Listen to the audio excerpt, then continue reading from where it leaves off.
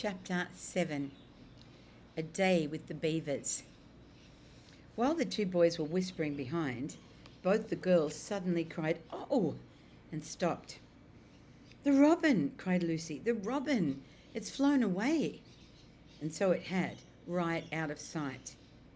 "And now what are we to do?" said Edmund, giving Peter a look which was as much as to say, "What did I tell you?" "Shh! Look!" said Susan. "What?" said Peter. "There's something moving over the trees, right there to the left." They all stared as hard as they could, and no one felt very comfortable. "There it goes again," said Susan presently.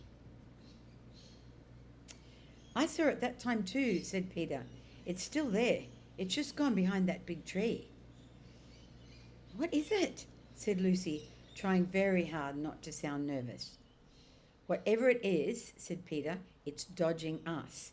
It's something that doesn't want to be seen." "Let's go home," said Susan. And then, though nobody said it out loud, everyone realised the same fact that Edmund had whispered to Peter at the end of the last chapter. They were lost. "What's it like?" said Lucy. It's a kind of animal," said Susan, and then, Look, quick, there it is." And they all saw it this time, a whiskered, furry face which had looked out at them from behind a tree. But this time it did not immediately pull back. Instead, the animal put its paw against its mouth, just as humans put their fingers on their lips when they're signalling you to be quiet. Then it disappeared again. The children all stood, holding their breath. A moment later, the stranger came out from behind a tree, glanced all around as if it was afraid someone was watching, and said, "Hush," made signs for them to join it into the thicker bit of wood where it was standing, and then once more disappeared. "I know what it is," said Peter. "It's a beaver. I saw its tail." "It wants us to go to it," said Susan, "and it's warning us not to make a noise." "I know," said Peter. "The question is, are we to go to it or not? What do you think, Lou?" "I think it's a nice beaver," said Lucy. "Yes, but how do we know?" said Edmund. "Shan't we have to risk it?" asked Susan. "I mean, it's no good just standing here, and I feel I want some dinner." At this moment, the beaver again popped its head out from behind the trees and beckoned earnestly to them. "Come on," said Peter. "Let's give it a try. All keep close together. We ought to be a match for one beaver if it turns out to be an enemy." So the children all got close together and walked up to the tree and in behind it, and there, sure enough, they found a beaver, but it still drew back, saying to them in a hoarse, throaty whisper, "Further in. Come further in. Right in here. We're not safe in the open." Only when it had led them into a dark spot where 4 trees grew so close together that their boughs met, and the brown earth and the pine needles could be seen underfoot because no snow had been able to fall there, did it begin to talk to them. "Are you sons of Adam and daughters of Eve?" it said. "We're some of them," said Peter. "Shh," said the beaver. "Not so loud, please. We're not safe even here." "Why, who are you afraid of?" said Peter. "There's no one here but ourselves." "There are the trees," said Beaver. "They're always listening. Most of them are on our side, but there are trees that would betray us to her. You know who I mean." And it nodded its head several times. "If it comes to talking about sides," said Edmund, "how do we know you're a friend?" "Not meaning to be rude, Mr. Beaver," said Peter, "but you see, we're strangers." Quite right, agreed the beaver. "Here is my token." With these words it held up to them a little white object. They all looked at it in surprise until Lucy said, "Of course, it's my handkerchief, the one I gave to poor Mr. Tumnus." "That's right," said the beaver. "Poor fellow, he got wind of the arrest before it actually happened, and handed this over to me. He said that if anything happened to him, I must meet you here and take you on to... Here the beaver's voice sank into silence, and it gave one or two very mysterious nods. Then, signaling to children to stand as close around it as they possibly could, so that their faces were actually tickled by its whispers, it said in a low voice, "They say Aslan is on the move, possibly has already landed." And now, a curious thing happened. None of the children knew who Aslan was any more than you do. The moment the beaver had spoken these words, everyone felt quite different. Perhaps it has sometimes happened to you in a dream that someone says something which you don't understand, but in the dream, it feels like it has enormous meaning. Either a terrifying one, which turns the whole dream into a nightmare, or else a lovely meaning, too lovely to put into words, which makes the dream so beautiful that you remember it all your life and are always wishing you could get into that dream again. It was like that now. At the name of Aslan, each one of the children felt something jump on the inside. Edmund felt a sensation of mysterious horror. Peter felt suddenly brave and adventurous. Susan felt as if some delicious smell or some delightful strain of music had suddenly floated by her. And Lucy got the feeling that you have when you wake up in the morning and realise it's the beginning of the holidays or the beginning of summer. "And what about Mr. Tumnus?" said Lucy. "Where is he?"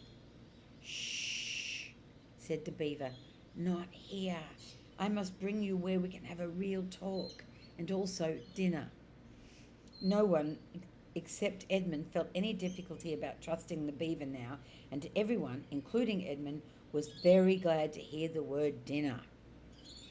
They therefore all hurried along behind their new friend, who led them at a surprisingly quick pace and always in the thickest parts of the forest for over an hour.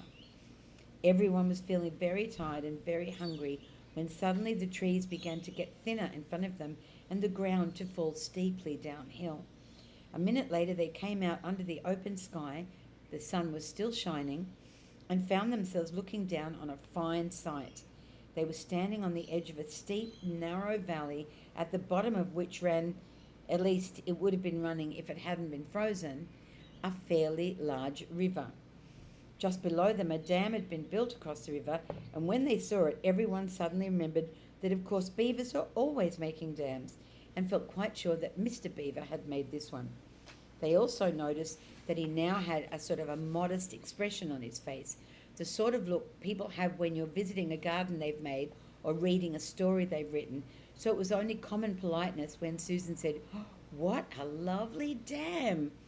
And Mr. Beaver didn't say hush this time, but merely a trifle, and it isn't really finished.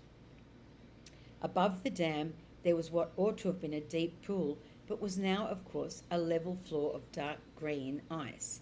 And below the dam, much lower down, was more ice, but instead of being smooth, this was all frozen into the foamy and wavy shapes in which the water had been rushing along at the very minute when the frost came.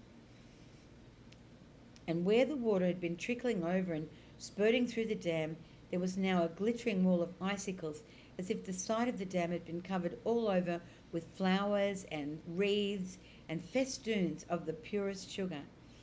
And out into the middle, and partly on top of the dam, was a funny little house shaped rather like an enormous beehive. And from a hole in the roof, smoke was going up, so that when you saw it, especially if you were hungry, you at once thought of cooking and became hungrier than you were before. That was what the others chiefly noticed, but Edmund noticed something else. A little lower down the river there was another small river which came down another valley to join it, and looking up that valley, Edmund could see two small hills, and he was almost sure they were the two hills the witch had pointed out to him when he parted from her at the lamppost that day. And then, between them, he thought, must be her palace, only a mile off or less. And he thought about Turkish delight, and he thought about being a king. And I wonder how Peter will like that, he asked himself, and horrible ideas came into his head. Here we are, said Mr. Beaver, and it looks as if Mrs. Beaver is expecting us. I'll lead the way, but be careful and don't slip. The top of the dam was wide enough to walk on, though not, for humans, a very nice place to walk because it was covered with ice, and though the frozen pool was level with it one side, there was a nasty drop to the lower river on the other. Along this route, Mr. Beaver led them in a single file right out to the middle, where they could look a long way up the river and a long way down it, and when they reached the middle, they were at the door of the house. Here we are, Mrs. Beaver, said Mr. Beaver. I found them. Here are the sons and daughters of Adam and Eve. And they all went in. Darcy. Here we are. The first thing Lucy noticed as she went in was a burring sound, and the first thing she saw was a kind-looking old she-beaver sitting in the corner with a thread in her mouth, working busily at her sewing machine, and it was from that the sound came. She stopped her work and got up as soon as the children came in. So, you've come at last, she said, holding out both her wrinkled old paws. At last. To think I should ever live to see this day. The potatoes are boiling and the kettles are singing, and I dare say, Mr. Beaver, you'll get us some fish. That I will, said Mr. Beaver, and he went out of the house. Peter went with him, and across the ice to the deep pool, where he had a little hole in the ice, which he kept open every day with his hatchet. They took a pail with them. Mr. Beaver sat down quietly at the edge of the hole. He didn't seem to mind it being chilly, looked hard into it, then suddenly shot in his paw, and before you could say Jack Robinson had whisked out a beautiful trout. And then he did it all over again until he had a fine catch of fish. Meanwhile, the girls were helping Mrs. Beaver to fill the kettle and lay the table and cut the bread and put the plates in the oven to heat and draw a huge jug of beer for Mr. Beaver in a barrel, from a barrel which stood in one corner of the house, and put on the frying pan and get the dripping really hot. Lucy thought the Beavers had a very snug little home, though it was not at all like Mr. Tumnus's cave. There were no books or pictures, and instead of beds there were bunks like on board a ship, built into the wall.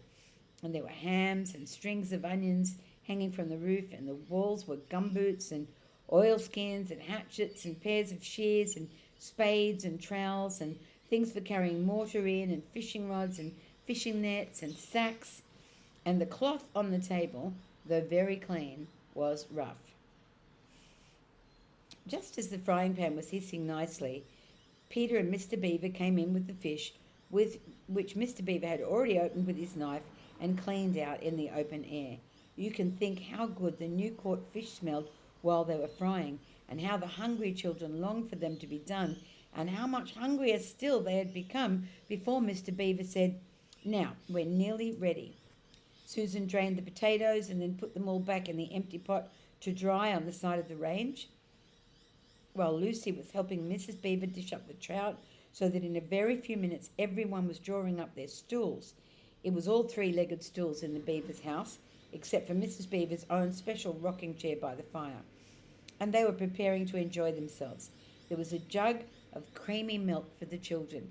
Mr. Beaver stuck to beer.